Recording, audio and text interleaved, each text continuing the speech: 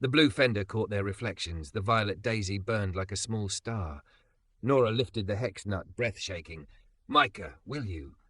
A car door slammed. A familiar voice sliced the night. "Nora, don't do it." Before we dive in, make sure to hit subscribe, tap like, and share this video. The more voices we reach, the louder these stories become. And drop your city in the comments. Let's see where love finds us. The first thing she noticed was the steadiness of his hands. They weren't showy hands. No flashy jewelry, no restless fidgeting. Just fingers that knew how to hold a sanding block like it was an apology, how to steer it in even arcs over the scarred fender of her faded blue sedan. Each pass lifted a whisper of old paint into the air, drifting like dandelion seeds that didn't know where to land. The compressor throbbed beside the driveway like a heartbeat. Hose coiled in a loose blue ribbon at his boots. She leaned on the porch post, arms folded beneath her chest, trying to look casual and not like someone whose whole life had been split open and rearranged. The morning sun warmed the porch rail. The paint there was peeling too. Everything around her seemed to be shedding a skin. House, heart, car. Maybe it was time. "Micah, right?"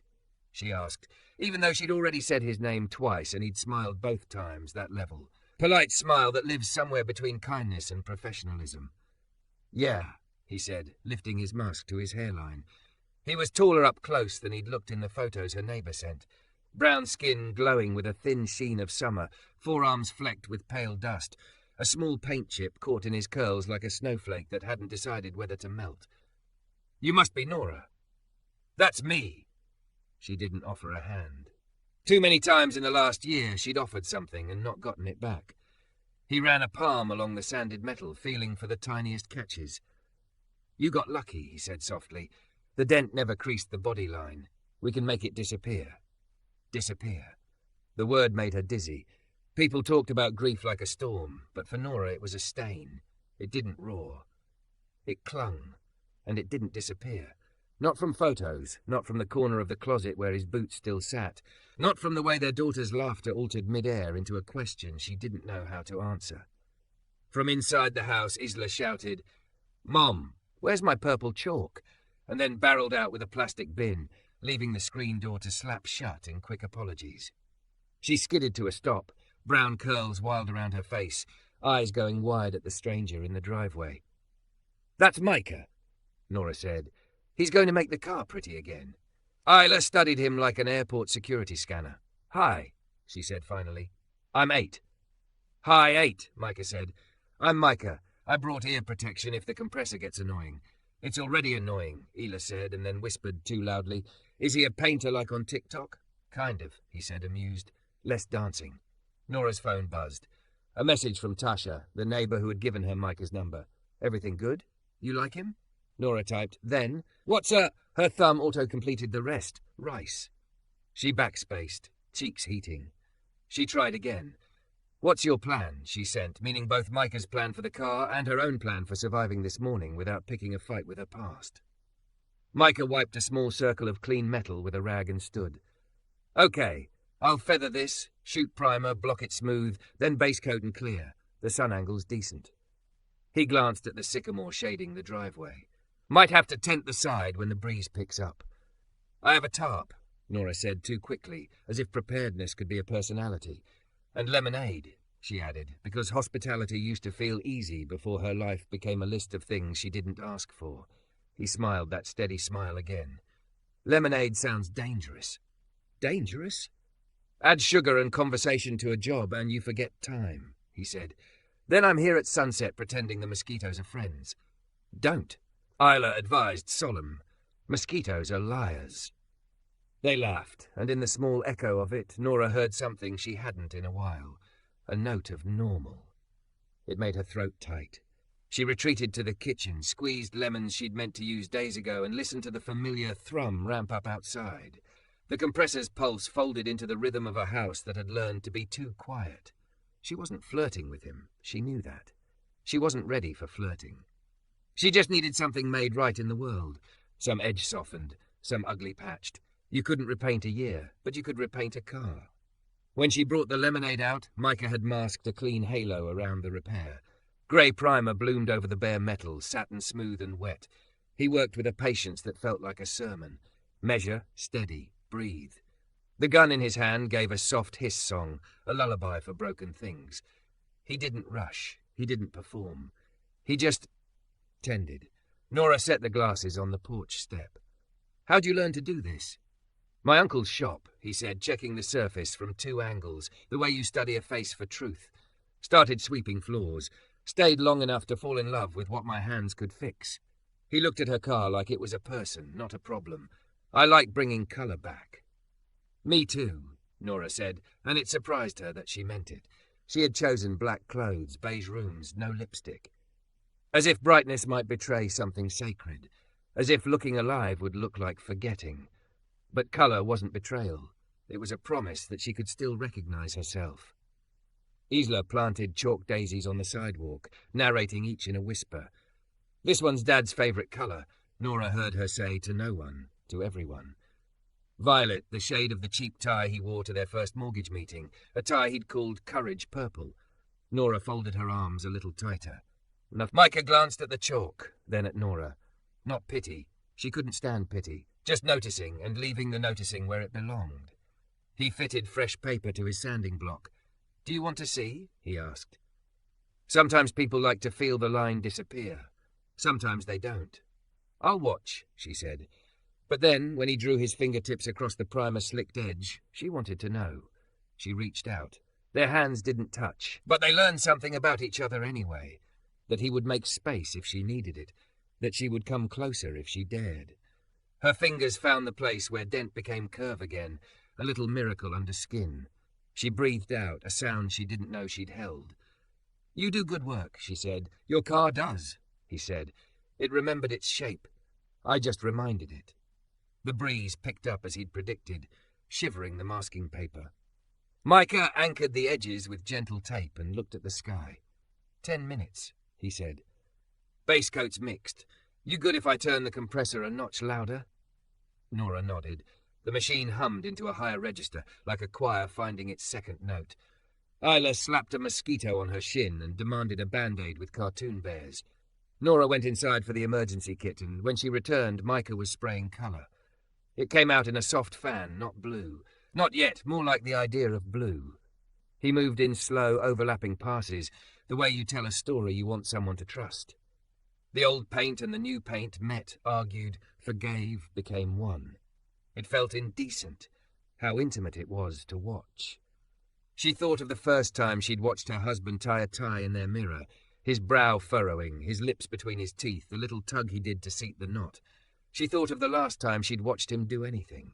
She swallowed, tasted lemon and metal. Micah set the gun down, studied the panel from 3 angles and a half smile. "Colour's good," he said, mostly to himself. "We'll lay clear, bake, and you'll have reflections again." "Reflections," Nora echoed. The word made her glance at the kitchen window. In it she could see herself. Thick, curvy hips she'd once loved. Waist that had softened with time and grief, freckles blazing high summer. A shock of bottle blonde hair she'd dyed on impulse last month because she needed to be someone new for an hour. "Sexy," Tasha had said approvingly, like it wasn't a betrayal to want that word back for herself.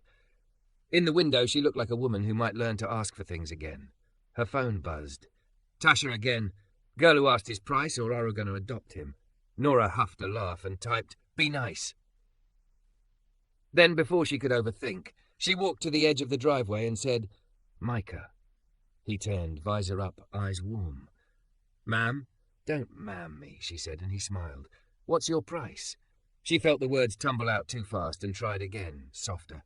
"I mean, for this, for the whole job." He named a number that was both fair and terrifying. He must have read the flicker across her face because he added, "We can split it in 2. Half today, half Friday. The colour match cost is the big bite, but once it's mixed, I'm in." Isla looked up from her daisies. "Mom says we don't do bites bigger than our mouth." "Smart, Mom," Micah said. Nora looked at the car, at the place where finish had turned from tired to promise. She thought of the stack of bills. She thought of the envelope in the sugar canister with the cash she'd put aside for an emergency that never announced itself, that sometimes just looked like waking up and deciding to step back into your skin. She thought of Isla's violet chalk daisy. She thought of how the morning had felt when she first came outside, like bracing herself against wind, and how it felt now, like the wind had found a path around her. "Okay," she said, voice steadying. "Half today, half Friday." Micah nodded, like he'd expected her to choose herself. "Deal." He sprayed the clear with the same reverence he'd given the primer. The panel brightened, woke, remembered how to hold a sky. When he finished, a thin gloss of their street lived in the car. The sycamore's big hand, the porch rail, the chalk daisies, Isla's knees. Nora's face, surprised to find herself there. Isla leaned against her hip. "Mom," she whispered like a secret for just them. "It looks new." "Yeah," Nora said. "It does." Micah peeled the masking, careful as a man undoing a bandage. He turned off the compressor, and in the sudden hush the cicadas took over, relentless and alive. He wiped the panel with a clean cloth, then stepped back. "I'll need to check it tomorrow for any dust nibs and polish if the clear settles, but we're in good shape." "Thank you," Nora said, and heard the weight inside the words. More than payment, more than politeness. A thank you for showing up with steady hands in a season that had none. He gathered his tools, coiling the hose with a rhythm that felt like a small ceremony. At the curb, Mrs. Dietz from across the street pretended to water a plant that did not need it, and squinted toward them, already filing an opinion. Micah didn't look her way. He looked at Nora, waiting for the next thing she might need. She surprised herself. Could you? Her mouth went dry. "Not that question, not yet." She swallowed. "Could you text me? Your schedule, so I know when to be home." He nodded, typed her number without asking if she was sure, as if the most respectful thing in the world was to trust her yes. Her phone chimed. Micah Turner, Automotive Refinishing, the text read, "Under promise, over deliver." "Under promise, over deliver," she repeated. "I like that." "Me too." He loaded the last of the gear, then turned back once more. "You'll see it differently in morning light," he said. "Sometimes that's when people fall for it." "Fall for the paint? For what it means," he said simply. After he drove off, the driveway felt bigger. Nora stood with Isla, staring at their shimmering patch of blue. She didn't dare touch it. She didn't need to. In the glass-slick reflection, two figures leaned together, a small one and a tall one, both of them a little more certain of their outlines than they had been an hour ago. Don't forget to subscribe for more intense cinematic love stories. Your click helps us make the next chapter. The next morning, the car's blue held the sky like a secret. Nora stood barefoot on the porch steps, coffee burning her tongue, and watched the light move across the repaired fender. Micah had said dawn would make her fall for it. He hadn't mentioned she might fall for the calm that came with it too, the way her chest didn't clamp down immediately, the way the house didn't feel like a museum of what she'd lost. The panel looked whole. She wanted to learn the trick. Isla padded out in mismatched socks, hair a storm of curls. "It's shiny," she declared, then squinted at the reflection. "I look like a short ghost." "You look like a short person who needs breakfast," Nora said, and kissed the crown that still smelled like last night's coconut conditioner. Micah's text arrived at 8:02, outside in 10. "Dust check, polish pass if you're home." She typed back, "We're here. Lemonade bribe available." When his truck pulled up, Mrs. No. Dietz's blinds did their usual covert twitch. Nora rolled her eyes and then wished she hadn't. She was trying not to live as a reaction to other people's opinions. She pulled on a soft slate dress that hugged her hips and made her feel put together without apology. She had put on weight since the funeral. Comfort, grief, surviving. She was done apologizing to mirrors. Micah greeted Isla first, kneeling to her height. "I brought the fancy light," he said, showing a slim inspection wand with LEDs like sci-fi jewelry. "Want to help me look for dust nibs? Are dust nibs baby cousins of dust bunnies?" Ela asked. "Something like that." He glanced at Nora, his eyes skimming over her and then deliberately landing on her face, like a person who knew how to see without taking. "Morning." "Morning," she said, suddenly aware that she had, in fact, picked this dress because he was coming. Not for him exactly. For the version of herself that remembered she still enjoyed being looked at. They circled the car together. Under the wand's light, the clear coat turned into a tiny galaxy, stars of metallic flake organized into constellations that made sense. Micah's hands moved with that same steady patience, fingertips guiding the light, then the tack cloth. He found 2 specks and point-polished them with a foam pad and compound until the surface swallowed the sky again. "You make it look easy," Nora said. "It isn't." He didn't add like grief, but she heard it anyway. He snapped the pad off, capped the compound, everything tidy. The way he took care of tools looked like the way you take care of promises. Isla drifted to the chalk daisies and refreshed their petals. "Can we put a flower on the car?" she asked, earnest. "A tiny one, where the dent was, so it knows it's okay." Nora opened her mouth to say, "No, sweetie, cars aren't for chalk," then stopped. The impulse to protect everything until it never changed was the same impulse that kept her from opening boxes and laughing too loud. Micah was already listening to Isla like she'd suggested a museum installation. "I have a paint pen," he said after a beat. "Enamel, clear over it. If your mom's cool with a small violet daisy right here, near the wheel arch, that'd be between the car and the 3 of us." Nora looked at the spot. The idea pushed against a door she hadn't known she'd locked. "Yes," she heard herself say, the words small and brave. Micah shook the pen, tested it on masking paper, then knelt. His hand was exceedingly gentle. 5 small petals, a dot for a centre, a whisper of stem, the same shade as Isla's chalk. He let it flash off, then misted a breath of clear and baked it with the heat lamp. Isla watched with her mouth open like a fish discovering flight. "It's permanent?" Isla asked. "Permanent enough to remember," he said. Something in Nora softened. She didn't know there was an in-between, a way to honour and keep moving. They were still admiring the daisy when a scooter screeched to a dramatic stop at the curb. A boy, maybe 10, all elbows and bravado, skidded too close, the wheel arsing toward the fender. "Careful," Nora called, too late. The rubber kissed the clear with a tiny squeak. The boy's eyes went saucer-wide. "Sorry," he yelped, then bolted. Scooters being excellent accomplices. A pinprick in the gloss, like a freckle where there shouldn't be one. Nora felt heat climb her throat. The newness had lasted all of 20 minutes before the world marked it again. The unfairness hit like a childish wave. Micah lifted the LED wand. "Surface scuff," he said calmly. "Not through the clear." He set the wand down, rubbed the spot with the pad, and it vanished. He didn't look toward the boy's house. He didn't perform forgiveness. He just fixed it and kept the air around them simple. "Thank you," Nora said, the words uneven. "I overreact." "You react," he said. "You've been holding a lot." He said it like a mechanic naming a part that had finally worn through. No judgment, just reality. The garage held the vacuum of things untouched. On impulse, Nora tugged the door up. Dust released a smell like old cardboard and summers before responsibilities. The shelves still held her husband's tools, arranged by someone who loved order and right angles. The level leaned where he'd left it. She could feel the gravity of it all. "I've been telling myself I'll clear this out when I'm ready," she said. "When are you ready?" Micah asked, soft. "Never," she said, then surprised herself with a laugh. "Yesterday." "Both. You don't have to do it alone." He didn't make the sentence a suggestion. He made it a fact that lived in the world now, like a mailbox or sunrise. She felt herself lean toward it without moving. "Test drive?" he asked after a moment, nodding at the car. "Easiest way to check the blend in different light. I'll ride with you if you want." Nora swallowed. The last time she'd driven with someone in that seat, he'd dozed on the way to chemo, cheek against the cool glass, fingers finding hers at stoplights. "Yes," she said, because the story under the story was that you had to put yourself back in the driver's seat at some point and hope your hands remembered. They buckled in.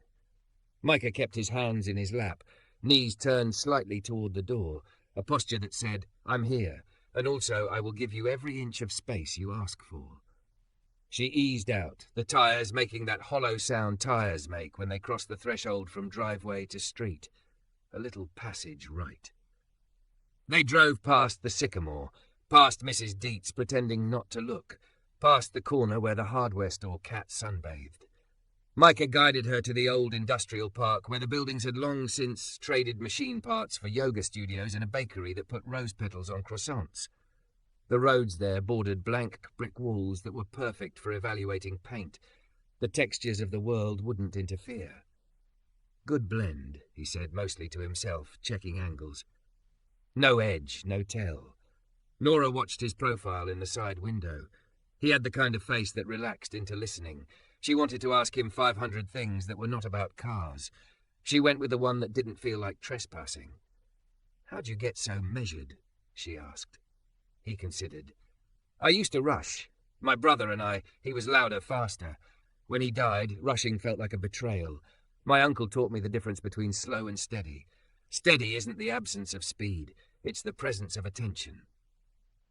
"I'm sorry," she said, and meant the words like a small offering. "Thank you." He didn't look at her when he said it. Sometimes not looking is the kindest way to let someone speak. "What about you? How do you keep going?" "I don't," she said, and then with a breath, "And I do. Some days I'm a list, some days I'm nothing. Isla drags me back to the world. The bills do too. And then a man shows up and fixes a dent, and I remember I can want something again." The confession startled her. She gripped the wheel, then loosened. They looped the block. At a light, a delivery driver gestured with admiration. "Clean," he mouthed through his windshield.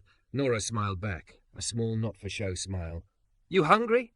Micah asked when they approached a cafe with sidewalk tables.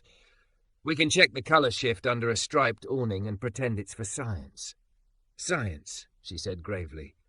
"I hear they serve muffins with very important data." They split a lemon poppy seed and a cinnamon roll, Isla stealing more than her fair share with the shamelessness of the young. Micah showed Isla how the metallic flake sparkled differently under shade. He let her hold the inspection light, guided her wrist. He did not flinch when she almost dropped it. He told her how to breathe before she tried again. "You're good with her," Nora said when Isla darted inside for a napkin and came back with 3. "I like kids," he said, then added, "I like to be the person who doesn't make the world smaller for them." Nora looked at him for a long beat. "My husband did that. He made things larger, even the hard parts." Micah nodded, a bow to a man he hadn't met. "I can see that." On the drive back, clouds shouldered in from the west. The first drops hit as they turned onto their street, wide and warm. Micah hopped out and grabbed a microfiber before the sprinkle thought about becoming a shower. He wiped the panel like a person calming a skittish animal. Tasha texted, "I'm coming over in an hour. Put on something cute on purpose." "Already did," Nora typed, then added, "by accident on purpose." As Micah packed up, the question rose in Nora like a tide. It wasn't the big one, not yet, not the one that had startled her in the quietest corners of last night. It was smaller and somehow just as scary. "Micah," she said, and he turned. "Would you stay? I mean, for lunch. I make an indecent grilled cheese, and Isla swears she's a food critic." "I am," Isla said, appearing like a sentence that had been waiting for its comma. Micah's mouth curved. "I can't say no to indecent grilled cheese or professional reviews." So he stayed. He sliced tomatoes thin enough to see light through. He taught Isla how to butter to the edges. He did not hover near Nora, but he did not stand far. In the tiny living room, he glanced at the framed photos, wedding, baby, Halloween dinosaur. He didn't rush past them. He didn't ask questions that weren't his to ask. After lunch, when Isla claimed the couch with a book, Nora and Micah found themselves on the porch, the rain finished, the air scrubbed clean. The violet daisy winked near the wheel arch. The world was the same and not. "Do you ever take on work you don't know how to do yet?" she asked. "All the time," he said. "I say yes, and then I learn the shape of it. Sometimes you don't get the luxury of learning before you're in it." Nora's fingers tightened on the porch rail, paint flaking under her nails. "I'm tired of saying no because I'm afraid," she said, the words almost too quiet for air. "I want to say yes to the shape of something and then learn it." He didn't move closer. He didn't move away. "That sounds like a good plan," he said. "Is it?" "It's honest," he said. "Honest tends to work." They stood like that, close enough to register the other's breathing, far enough to prove that wanting and rushing were not the same thing. Isla turned a page inside, the sound small and decisive. Across the street, Mrs. Dietz pretended to water the sidewalk. For once, Nora didn't care. The blue of the car caught the light and held it. The daisy did its quiet work. Somewhere beyond the houses, thunder rolled like a faraway train. And in the doorway between the life she had and the life she might want, Nora felt the slightest click, like a latch that had been waiting for the right hands. By Friday, the violet daisy on the wheel arch had become a punctuation mark. Quiet, decisive, permanent enough to remember. Nora found herself touching it with the back of her fingers when she went to get the mail, a small benediction she didn't advertise to anyone. Micah texted updates like the most patient metronome. Headed to the shop. Got that clay bar we talked about. If the wind stays down, I can polish the hood on my lunch. He never asked for more than she offered. He kept showing up anyway. He came late that afternoon with a milk crate of shop rags and an idea. "If you want," he said on the porch, "we could tackle the garage bit by bit. No heroics. One shelf. I'll do the lifting. You do the choosing. We can stop at the first wobbly breath." Nora looked down at her hands. A month ago she would have waved him off with a thank you and a lie. Today she heard her own voice say, "Okay, one shelf." Isla declared herself chief labeller, which meant the masking tape came out and a black marker found a purpose. "Tools," she printed, tongue peeking at the corner of her mouth. "Memories." She paused, looked up at Nora and added slowly, "Keep." The K came out crooked. The E was sure. They began with the shelf closest to the door. Extensions cords coiled like sleeping snakes. A box of screws that had outlived one house and wanted another. The level leaning where he'd left it. Nora held it like an heirloom, thumb finding the small nick in the wood where it had saved their first framed photo from hanging crooked. She laughed and cried at the same time, sound wobbling like heat off asphalt. "That's a wobbly breath," Micah said, not unkindly. "I can keep going," she said, surprising herself again. They made 3 piles. They argued gently with the past. Micah never said, "You should." He said, "You could." He set aside anything that made Nora's shoulders climb toward her ears and moved on until they slid back down. On the 3rd shelf, under a tarp hardened into a shape, she found a hoodie that still remembered his scent. Spring laundry and the ghost of old stadium seats. She pressed it to her face and wanted to drop to the floor. Micah didn't rush to her. He stood in the doorway, a presence that turned panic into air. Isla watched from the step, solemn as a pastor in a tiny church. "We can put that in the keep," she said quietly. "We can," Nora managed. That's when the knock came, 3 firm raps that didn't ask to be invited. Tasha never knocked like that. Friends didn't. Nora wiped her face with her wrist and opened the side door. Kyle stood on the slab, jaw tight, eyes scanning past her into the dim, measuring the work they had done and the person she was doing it with.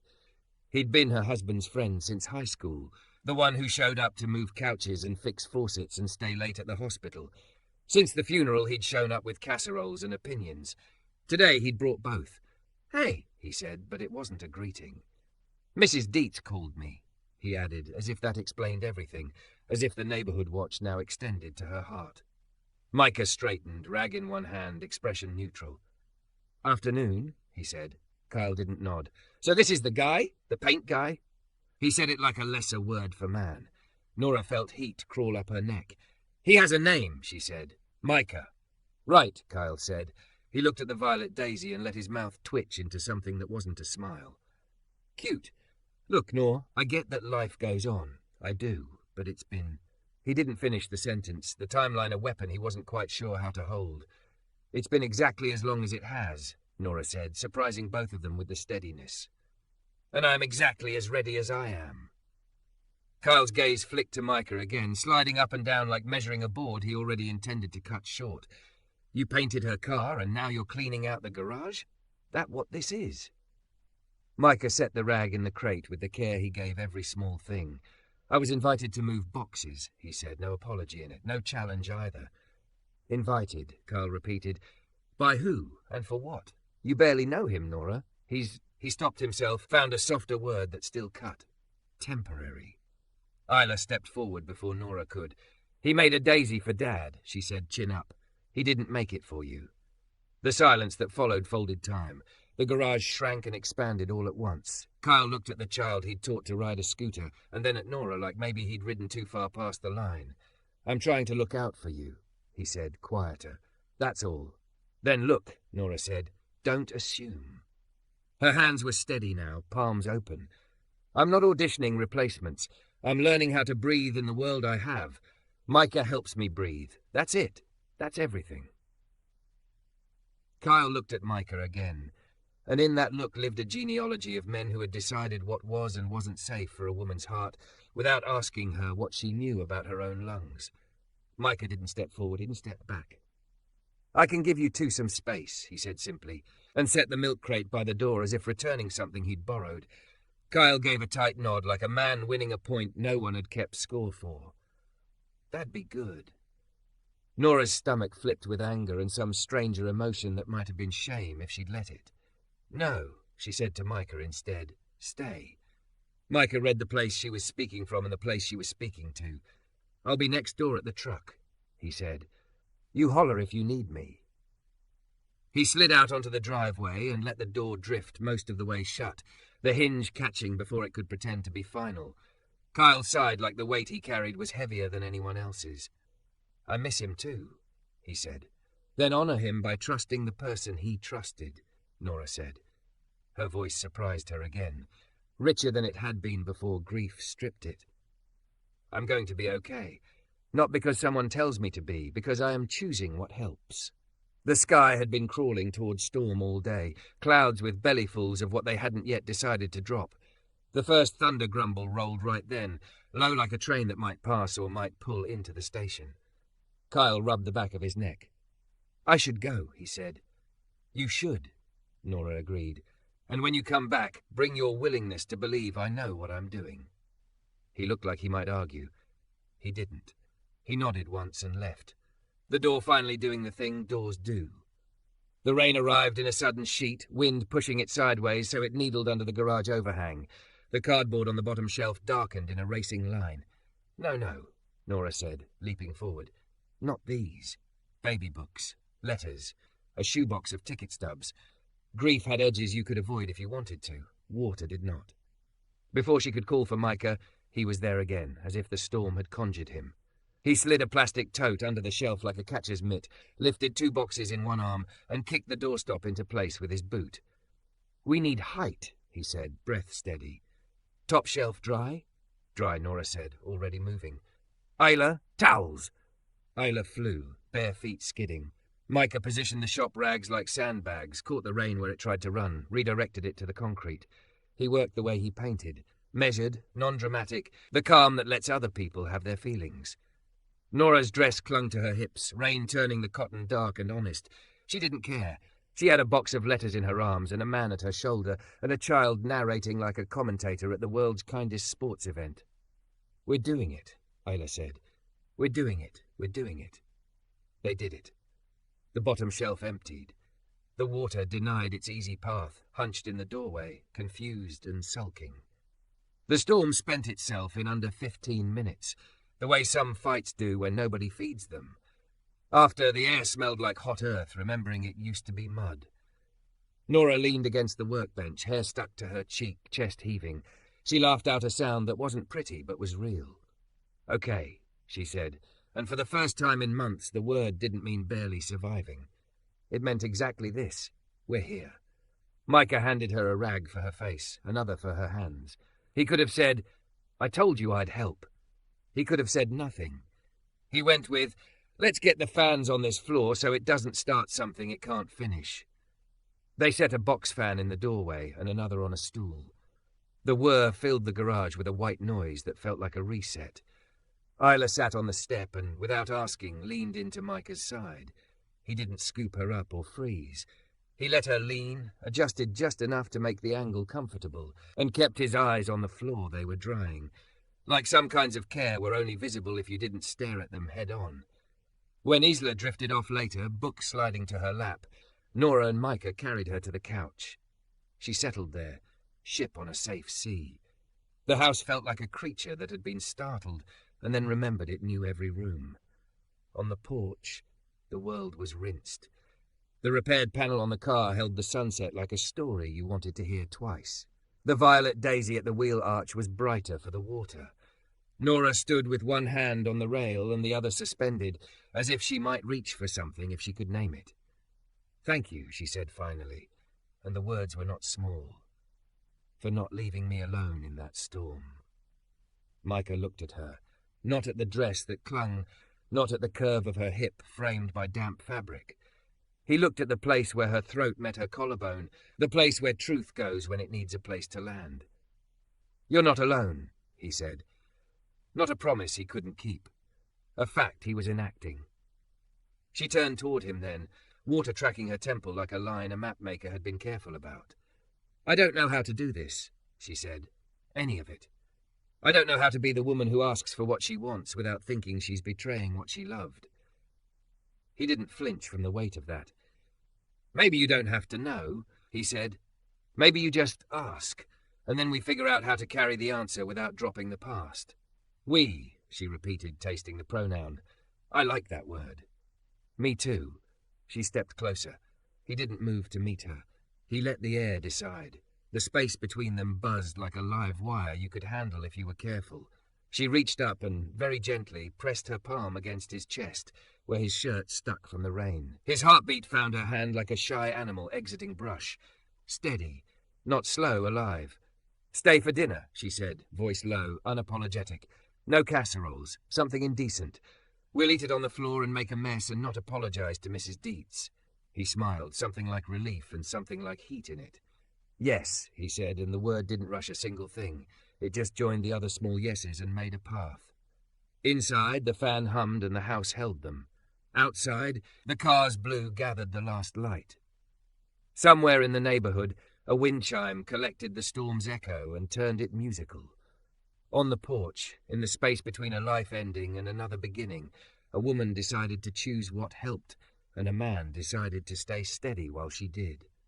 Later, after plates on the floor and laughter that hit new corners of the room, after Isla's soft protests about bedtime and 10 extra minutes to finish a chapter, after Micah washed his hands at the kitchen sink like the sink might remember him, Nora walked him to the door.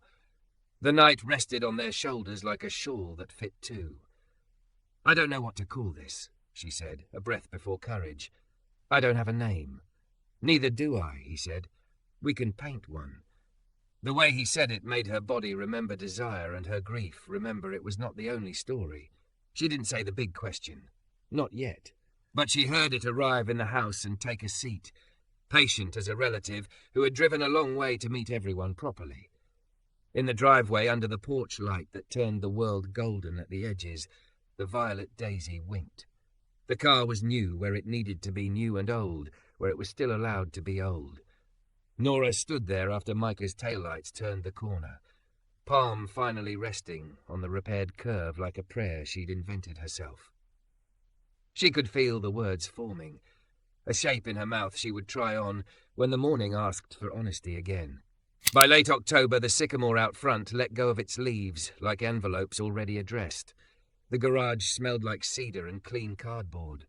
The bottom shelf was dry, the level hung where it could be reached. Nora had labelled things with Isla's help. Tools, keep, let go. And for the first time in a year, the house didn't feel like a museum. It felt like something that could be lived in without whispering. Micah had become a rhythm more than a visitor. He texted when he was coming over. He wiped his boots at the mat. He always asked before he fixed anything. Sometimes he left with his palms smelling faintly of citrus degreaser and thyme from the kitchen. Sometimes he stayed for indecent grilled cheese. He never hurried her. He never left her to haul the hard boxes by herself either. On a Sunday afternoon, he showed up with a clay bar and a strange quiet. His smile was there, but it held something in its mouth it hadn't decided to swallow. "What?" Nora asked, because honesty had become a habit with him. He lifted the box. "I got an offer. Shop out in River's Edge wants a refinishing lead. Full benefits, a team." He set the box down like a person setting down a truth carefully so it wouldn't roll. "It's an hour and a half away." The word away hit the garage like a cold front. Isla sat cross-legged on the porch steps, drawing a parade of daisies across the concrete toward the mailbox. She looked up, calibrated the adult faces, returned to her chalk with a frown she'd inherited from her mother. "When?" Nora heard herself ask. "They want an answer by Friday. The same Friday we were going to finally tackle the last shelf." She tried to make the sentence sound like a joke. It didn't. He leaned against the workbench, palms flat, not touching her, somehow holding the space between them steady anyway.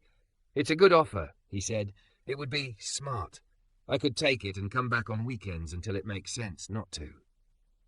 The car in the driveway reflected the blue of sky between clouds. The violet daisy winked at the wheel arch. The word temporary showed up like an uninvited relative.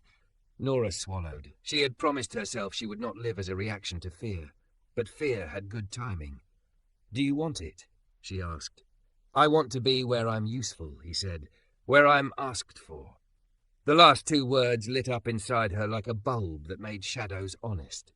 She looked at his hands, those steady, unshowy hands, and felt her body remember every moment they had made the world bigger. The day of the flood, the morning he drew a flower small enough to carry grief without drowning in it, the first time he let Isla hold the inspection light and trusted she wouldn't drop it. She could say, "Please stay." She could say, "I love you," even here with the taste of fear and leaves in the air. Both true, both incomplete. The bigger truth arrived like the first heavy drop before rain. She didn't want a life arranged around someone's spare weekends. She didn't want almost.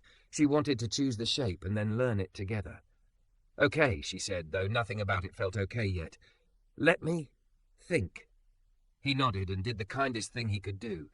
He didn't fill the next minute with words. That night, while Isla slept with her book open like a tent on her chest, Nora took down the cracked ceramic sugar canister from the kitchen shelf. The envelope inside still held emergency cash. Emergencies, she'd learned, didn't always look like ambulances. Sometimes they looked like a decision you were brave enough to say out loud.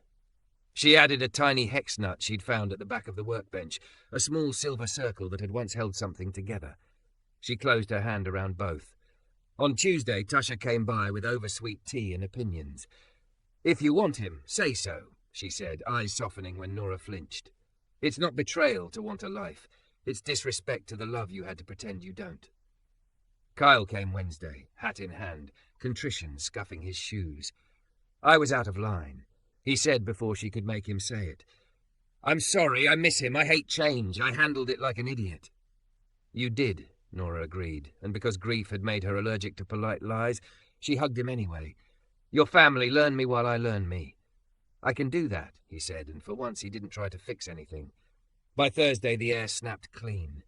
Nora cleaned out the last shelf by herself, on purpose, just to prove she could. She put the hoodie in keep. She put the guilt that had lived behind it in let go. She wore a cobalt dress that hugged every curve she had apologized for. She felt sexy on purpose, not by accident. She texted Micah, "Here at 6, one more pass on the hood before the rain." He sent a heart and a thumbs up, and for a ridiculous second, the emojis made her braver. At 5:58 he pulled up, the old truck announcing itself like a friend you could hear 3 houses away. Mrs. Dietz's blinds twitched and then, miracle of miracles, stayed still. Isla had been working on a secret all afternoon. She went very still when Micah came up the walk, the way a child does when they are standing next to a surprise they built and are trying not to point. "What did you do?" he asked, amused and touched, because children made him both. Isla pointed with full-body seriousness at the base of the sycamore. A ring of chalk daisies circled the trunk, purple and white, and a yellow centre she'd smudged with her thumb to make it glow. In the middle, in blocky, careful letters, she had written, "We." Micah put a hand to his chest the way people do when a thing lands where it should. "That's perfect," he said, voice not quite steady. Nora felt the latch inside her click. Enough waiting. Enough pretending she didn't know what she wanted because she was scared to want anything again. "Before you decide," she said, and realized her legs were shaking the way they had when she brought Isla home from the hospital, "I want to ask you something." He went very still. His hands, those beautiful steady hands, hung open at his sides. "This isn't a replacement," she said. The words came easier once they found the path. "I'm not trying to paint over a history. I'm trying to build a future that's honest about the past and hungry about what comes next. I don't want weekends. I don't want almost. I want you here, in the mess and the grilled cheese and the storms and the school concerts and the labels on the boxes." She reached into her pocket. The hex nut lay in her palm like a small moon. Next to it, the envelope of cash. She laughed wetly at herself because the gesture was lopsided and true. "What's your price?" she asked, because the first real thing she'd said to him was a question about money, and she wanted to honour the joke and the gravity at once. "For the whole job, for all of it. Because I don't want to be temporary either, will you..." Her throat tried to close and she made it open. "Will you be my husband?" The world did that strange, quiet thing it does when something irreversible is said. The fan in the garage hummed. The leaves hushed each other. Somewhere a dog decided not to bark. Micah looked at the hex nut and started to laugh, and then didn't, because there were tears in his eyes and he wanted to see her fully through them. He took the hex nut and rolled it between thumb and forefinger like a coin. "You know what this is?" he asked. "A hardware store ring," she said, embarrassed and brave. "I'll get a proper one. He shook his head, smiling, the kind of smile that sits on top of awe. "It's a fastener," he said. "It keeps things from shaking loose." He closed her fingers around it again, then opened his own hand, a small velvet pouch. "My grandmother's," he said, suddenly shy. "I was going to ask you on Saturday after we finished the shelf. I chickened out because I don't rush, but steady doesn't mean waiting past the right moment." He tipped the ring into her palm, simple, oval diamond, old-fashioned in the way you can't fake. Isla made a sound like a gasp, got tangled with a giggle. "So?" Nora whispered, because even brave women whisper when their life changes shape in front of the mailbox. "So yes," he said. "Yes to your kitchen and your storms and the way you label boxes. Yes to being the person who makes the world bigger for Isla. Yes to building something that doesn't pretend the past didn't happen. Yes to being your husband if you'll be my home." He slid the ring on her finger. It fit like the car's curve had fit again after his hands found it. Isla launched herself into both of them and almost knocked them over. They swayed and found their balance, laughing into one another's collars. Mrs. Dietz opened her door, stepped onto her porch, and, God bless her surprising heart, clapped once, decisively. Kyle pulled up at that exact moment with a bag of takeout he'd offered to bring with no commentary, saw the scene, and raised the bag like a toast. Tasha texted, "Where are you? Why am I crying?" and then sprinted up the walk as if feelings had pulled a fire alarm. Later, in the soft clatter of plates and friends and congratulatory chaos, Micah said, "I told River's Edge no."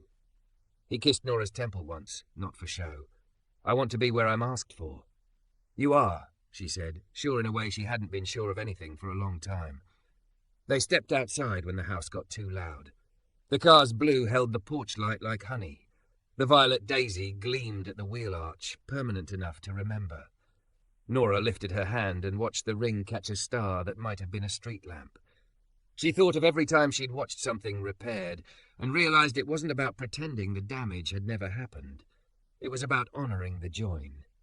"Under promise," Micah murmured, lacing their fingers. "Over-deliver," she finished, and pulled him in to kiss him right there in the driveway, where grief had once pitched its tent, and where, tonight, something steadier had decided to live. The wind lifted, friendly for once. The leaves applauded. The mailbox bore witness. And the car, that blue, that curve, that little flower, held the sky the way a hand holds another when it's finally sure enough to close.